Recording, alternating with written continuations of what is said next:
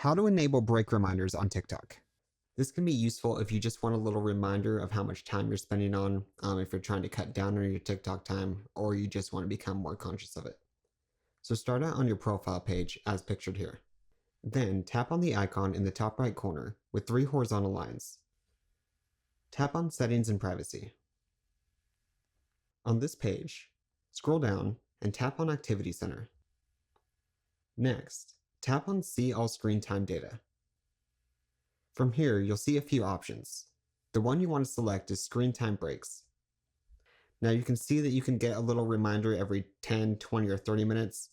If you want a reminder longer than that, you can select Custom Time. Let's just say every hour.